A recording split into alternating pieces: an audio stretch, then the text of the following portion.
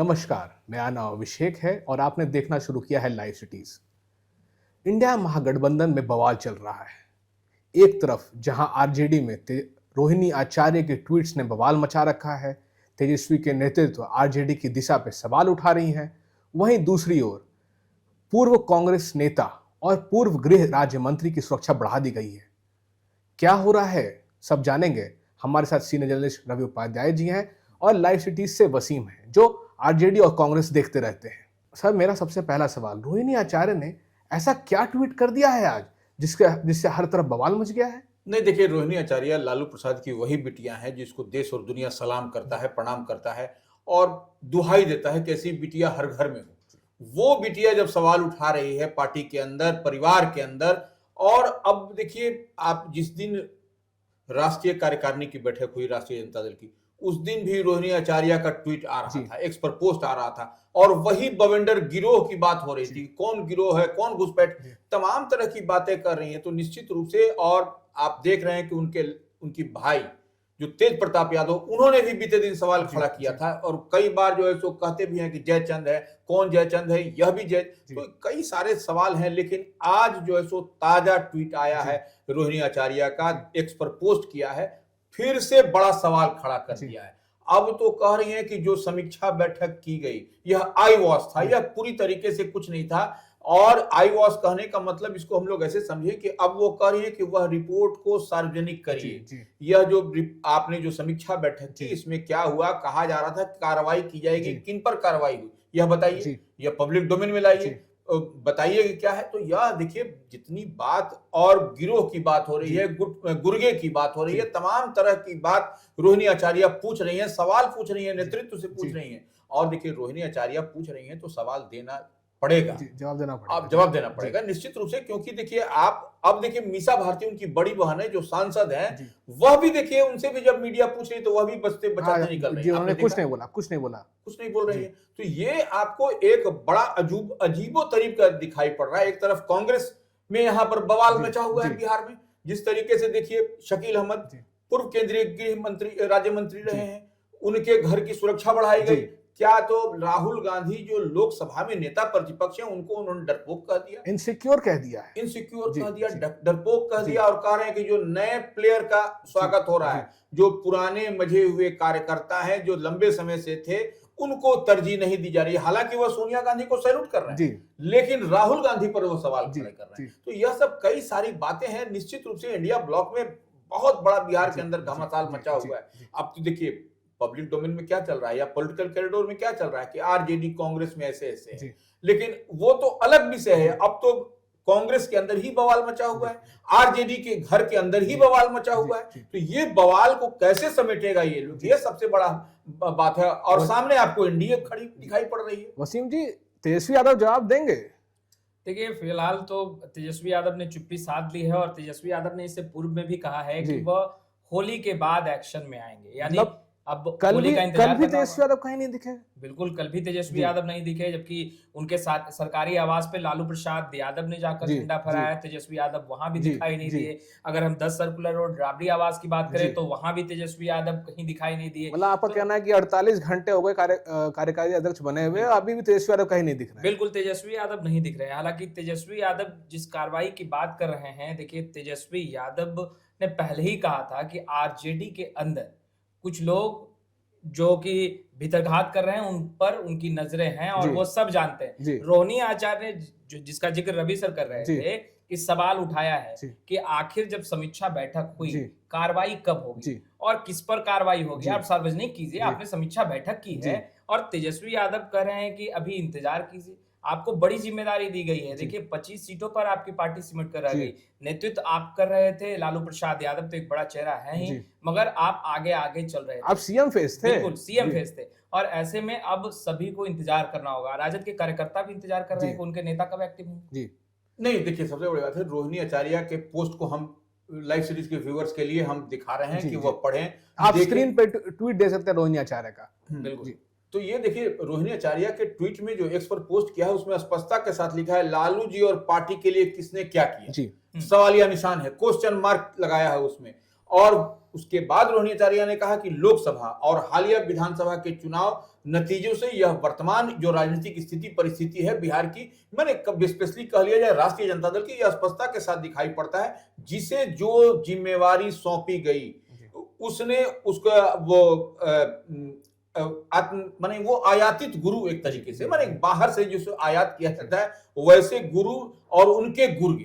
देखिए ये हम बात कर रहे हैं, गुरु वैसे आयातित गुरु और उनके गुर्गे किसके लिए इस्तेमाल होता है यह समझा जा सकता है। देखिए हम बहुत कुछ नहीं बोलेंगे, बहुत बोलने से बिलो द बेल्ट बात हो जाएगी, तो बिलो द बेल्ट हम बात करना नहीं चाहते, लेकिन गुरु और गुर्गे यह जो रोहिणी आचार्य का बहुत ही हार्ड हिटिंग ये एक्सपर्ट पोस्ट है, इस बात को समझना पड़ेगा। और देखिए जब बिटिया आपके परिवार की बिटिया किसी बात को उठा रही है तो उसकी पीड़ा को समझिए, वो इसी तरीके से नहीं कोई बात बोल रही है। हमने देखा था कैसे वो रोते हुए गई थी यहाँ से, बिल्कुल। तो ये देखिए पीड़ा छलक रहा है कि उनके पिता को वो कह रहे हैं कि लालूवादी विचारधारा ही खत्म हो गई। अब ये आयातित गुरु लोग आ गए हैं, ये आयातित गुरु और उनके गुर्गे ने इन पर कब्जा जमा लिया है और इस लिहाज से आरजेडी का हश्र है जो कि लोकसभा और विधानसभा के चुनाव में दिखाई पड़ रहा है। तो ये निश्चित रूप से जो छोड़ के गई है, जितनी बात बोल रही है रोहिणी आचार्य, ये पेनिट्रेट कर रहा है आम आवाम को। और आरजेडी के जो भी पुराने कार्यकर्ता हैं जो अब तक जड़ के साथ मजबूती से खड़े हैं और आज भी खड़े हैं, सिर्फ उनको पानी देने की जरूरत है। और आप मानते सर कि राजद में कार्यकर्ताओं की आवाज कमजोर हुई है? देखिए निश्चित रूप से आप राजद में कार्यकर्ताओं की आवाज तो है ही नहीं है। अच्छा, ठीक है, है ही नहीं है आवाज। अब तो देखिए वही जो रोहिणी आचार्य कह रही हैं कि आयातित गुरु और उनके गुर्गे, तो भाई निश्चित रूप से आयातित गुरु और गुर्गे ही जब चला रहे हैं और जो टिकट का बंटवारा, टिकट का एलोकेशन जो लोकसभा या विधानसभा के चुनाव में नतीजे में आया वो स्पष्टता के साथ दिखाई पड़ रहा है। क्यों 25 सीट पर सिमट करके रह गए? आप तो मुख्यमंत्री चीफ मिनिस्टरियल चेहरा थे, तो फिर क्या दिखाई पड़ा? तो ये निश्चित रूप से आपको जो रोहिणी आचार्य सवाल खड़ा कर रही हैं कि आप देखिए हम तो बार बार कहते हैं कि तेजस्वी यादव को 3 फ्रंट पर एक साथ काम करने की आवश्यकता है। अगर वो 3 फ्रंट पर काम नहीं करेंगे तो पार्टी फिर खड़ा नहीं होगी, इतनी बात मान के चलिए। हमारी बात बहुत खराब लगेगी, तेजस्वी यादव देख रहे होंगे, सुनेंगे तो, लेकिन 3 फ्रंट क्या है? एक पार्टी के लाइन पर, एक आपको परिवार के लाइन पर, तीसरा आपको कोर्ट कचहरी, जो कोर्ट का जो झमेला लगा हुआ, तो ये 3 फ्रंट पर उनको आपको एट अ टाइम काम करना पड़ेगा और मजबूती से काम करना पड़ेगा। और नहीं तो इसी तरीके से जो रोहिणी आचार्य ट्वीट कर रही है अपनी पीड़ा, जो रोहिणी आचार्य के एक्सपर्ट पोस्ट से उनकी पीड़ा झलकता हुआ दिखाई पड़ रहा है। मनभेद बदलते जाएंगे निश्चित रूप से मनभेद। देखिए परिवार, पार्टी को तो आपको ठीक रखना पड़ेगा, परिवार को तो ठीक करना पड़ेगा, और जो सो पार्टी माँ ये सबको भी नहीं ठीक रख पाइएगा तो फिर कहां से चल पाएगा? क्या तेजस्वी स्वतंत्र फैसला ले पा रहे हैं? देखिए फिलहाल जो तस्वीरें निकलकर सामने आ रही है, जबकि उनके घर की सदस्य कह रही हैं, वो तो काफी नजदीक से उन्होंने देखा है। और हालिया चुनाव जो 2025 बिहार विधानसभा का हुआ, रोहिणी आचार्य ने भी खूब पसीना बहाया है। और आपने ठीक ही कहा कि वो भी तस्वीरें सभी ने देखी है, समाज ने देखी है, कार्यकर्ताओं ने देखी है। और कार्यकर्ताओं में उस वक्त नाराजगी भी कार्यकर्ताओं ने जाहिर की थी जब रोहिणी आचार्य रोते बिलखते घर से बाहर निकली थी। और देखिए अब जब आप सवाल पूछ रहे हैं कि स्वतंत्र तरीके से तेजस्वी यादव कुछ कर पा रहे हैं या नहीं, डिसीजन ले पा रहे हैं या नहीं, उसका जीता जागता उदाहरण काफी नजदीक से अपने भाई को उन्होंने देखा है, समझा है, जाना है, रोहिणी आचार्य ने दे दिया है। इसका जवाब रोहिणी आचार्य बाखूबी दे रही हैं और ट्वीट से भी दिख रहा है। देखिए अब रोहिणी आचार्य ने खुला चैलेंज भी किया है कि नजरें कौन चुरा रहा है, खुले मंच पर आ जाएं और जवाब दे दे। और वहीं आपने कहा संजय यादव का 25 जनवरी का वो बयान, 25 जनवरी के दिन जब कार्यकारी अध्यक्ष चुने गए तेजस्वी यादव, संजय यादव ने कहा, जो कि राज्यसभा सांसद हैं, और संजय यादव को लेकर भी रोहिणी आचार्य यूं कहें कि दबे शब्दों में ही मगर निशाना कहीं न कहीं संजय यादव रोहिणी आचार्य को जवाब दे दिया है। नहीं तो देखिए अब रोहिणी आचार्य को ठीक है संजय, लेकिन अब रोहिणी आचार्य का जो एक्सपर्ट पोस्ट है उन्होंने जो कहा है वो आप 3rd पैराग्राफ में जाकर के 1st लाइन में पढ़िए, क्या लिखा है उसमें स्पष्टता के साथ लिखा है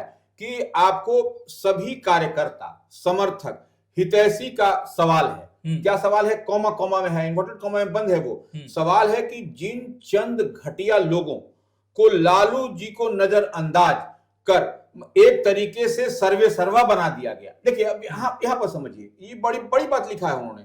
उन लोगों ने पार्टी के लिए क्या किया? सवालिया निशान, क्वेश्चन मार्क है। तो अब समीक्षा किए हैं, नाम बताइए, घटिया तक का इस्तेमाल किया है। जी। रोहिणी आचार्य, ये हमारा आपका अभिषेक जी का सवाल नहीं है, लाइव सिटीज नहीं बोल रहा है, ये जो रोहिणी आचार्य का एक्स पर पोस्ट है उसमें सवाल उठ रहा है। तो यह लाजमी है कि इस सवाल का जवाब आपको देना पड़ेगा। जी। आप आज दीजिए, कल दीजिए, जनता के बीच दीजिए, लेकिन दीजिए, नहीं तो फिर आप इसी तरीके से कमरे में पैक हो जाइएगा, खाली एक्स पर पोस्ट करिएगा, जनता के बीच में नहीं जाइएगा, ग्राउंड जीरो पर नहीं जाइएगा, तो कहां से हो पाएगा। क्या आरजेडी में सवाल पूछना आज भी गुनाह है? देखिए जो तस्वीरें जिस तरीके से निकल कर सामने आ रही है, पहली बात तो सवाल पूछने का हिम्मत कार्यकर्ताओं के अंदर मुझे लगता है कि अब नहीं अब बचा, नहीं बची। क्योंकि कार्यकर्ताओं में एक डर है जी। कि कार्रवाई हो जाएगी, और कार्रवाई किस स्तर से होगी। तेजस कार्यकर्ता भी खुद ही देखिए, कैमरे के सामने भले ही ना जी। कहे, मगर हम लोग जब बात करते हैं नेताओं से, कार्यकर्ताओं से, जी। तो उनके लफ्जों में एक दर्द होता है। अच्छा। देखिए लालू प्रसाद यादव वाली आरजेडी अब नहीं है, जी। अब तेजस्वी यादव वाली जहां RJD पहले गेट खुले होते थे, अब गेट बंद रहते हैं। गेट बंद रहते हैं। जी। और देखिए 26 जनवरी जैसा खास दिन, जहाँ गणतंत्र पूरे- दिवस। गणतंत्र दिवस, जहां पूरे देश भर में जश्न-उल्लास के साथ मनाया जा रहा था, और तेजस्वी यादव कहीं फ्रेम में दिखे जी, नहीं, जी। तो ये एक कहीं ना कहीं एक जी, बड़ा सवालिया जी। निशान है। और दूसरे तरफ आपने जो कहा, देखिए बड़े बड़े नेता पर कार्रवाई हुई है और सबने देखा जी। है।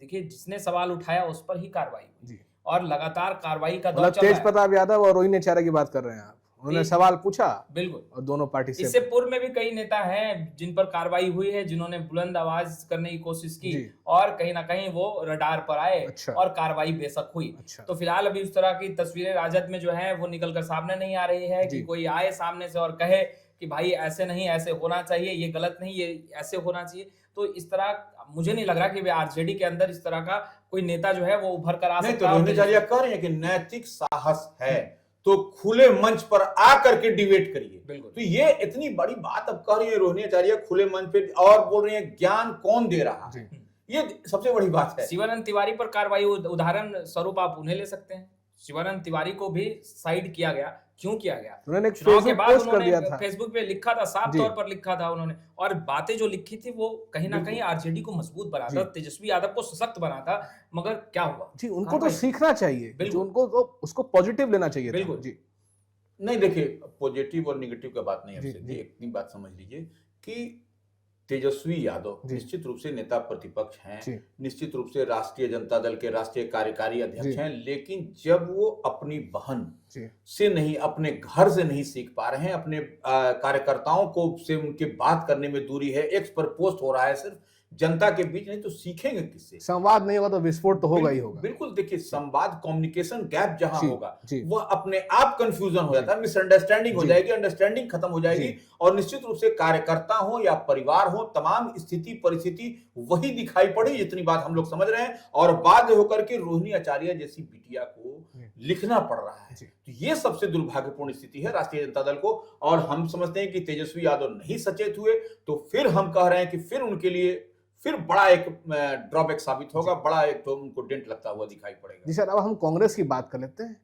क्या हुआ है कांग्रेस में? देखिए कांग्रेस में निश्चित रूप से आप जो बात कर रहे हैं, जिस ओर इशारा कर रहे हैं, जी। वह स्पष्टता के साथ दिखाई पड़ रहा है कि मैंने कांग्रेस के कद्दावर चेहरे, जी।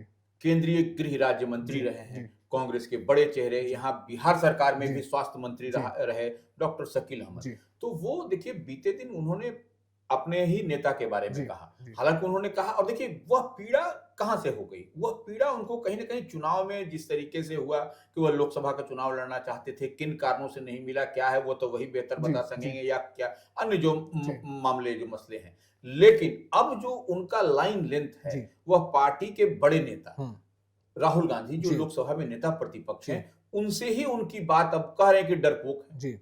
अब देखिए, अब अपने नेता को आप कहिएगा डरपोक, तो सवाल तो बनता है, जी। सवाल तो लोग पूछेगा ही जी। कि आप डरपोक कह रहे हैं, तो आप डरपोक कह रहे हैं किस? अच्छा, सोनिया गांधी को आप सैल्यूट कर रहे हैं, सोनिया गांधी को आप तारीफ कर रहे हैं, राजीव गांधी जो उनके पिताश्री हैं, राहुल गांधी के, उनको आप सैल्यूट, जी। तो यह सब नहीं, और कह रहे हैं कि नए लोगों की एंट्री हो रही है, क्योंकि वह कंफर्टेबल रहते हैं राहुल गांधी, वो नए लोगों के साथ, जी। पुराने लोगों के साथ, जो कांग्रेस के कार्यकर्ता जो पूरे समय, बुरे समय में या लंबे समय में थे, जी। उनके साथ में नहीं कंफर्ट जोन में रहते हैं। तो ये सब कई तरह की बातें कर रहे हैं, और इसी को लेकर के अब युवा कांग्रेस निश्चित रूप से जो धरना प्रदर्शन की बात जी। कर रहा था, उसी को लेकर के एहतियात के तौर पर पटना पुलिस को जो इनपुट मिली, उसी आधार पर पटना में जो उनका फुलवारी शरीफ के पास में संभवतः आवासीय ठिकाना है, और मधुबनी वहां पर दोनों जगह के पुलिस जो है सो स्ट्रेंथन किया गया है, सुरक्षा व्यवस्था बढ़ाई गई है, महिला पुलिस समेत तमाम तरह की व्यवस्था है। तो ये कहीं ना कहीं देखिए, अब हम बार बात कर रहे हैं, इंडिया ब्लॉक में ये बहुत बड़ा पेच है। देखिए एक बात और हम आपको बताते हैं, हारने पर या चुनाव हारने पर यह सब कुछ दिखाई पड़ता है,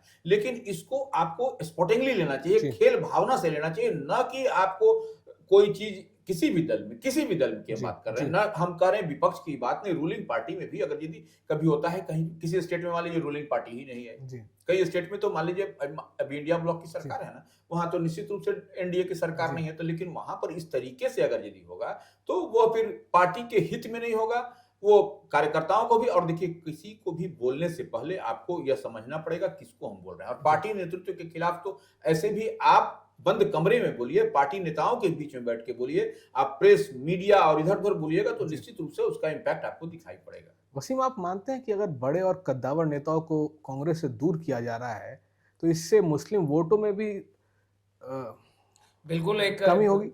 बिल्कुल, देखिए खामियाजा तो भुगतना पड़ेगा। कहा जाता है कि जो एक्सपीरियंस है वो सर चढ़ कर बोलता है, और उसका कहीं ना कहीं लाभ सभी को उठाना चाहिए। और खास तौर पर अगर देखा जाए कांग्रेस में, तो चुनाव के बाद जिस तरीके की परिस्थितियां और स्थितियां उत्पन्न हुई, कहीं ना कहीं ये अच्छा मैसेज साउंड क्रिएट तो नहीं कर रहा है। और खास तौर पर अगर हम बिहार में बात करें तो बिहार में कांग्रेस लगातार जो उनका सीटों का आंकड़ा था वो घटता जा रहा है, तो चिंता का विषय बिहार कांग्रेस के लिए भी है। और जब इस तरह के बड़े चेहरे जो हैं वो इस तरह मुखर तरीके से अपने ही नेता पर सवाल खड़ा करते हैं, तो कहीं ना कहीं जो टेंशन है, परेशानियां जो हैं वो बिहार कांग्रेस में भी बढ़ेगी।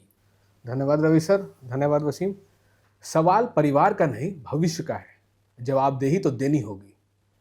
अगर आप ये वीडियो लाइव सिटीज के यूट्यूब चैनल पर देख रहे हैं तो हमारे चैनल को सब्सक्राइब करें। अगर ये वीडियो आप फेसबुक पर देख रहे हैं तो हमारे पेज को फॉलो करें, हमें ट्विटर पे भी फॉलो करें। धन्यवाद।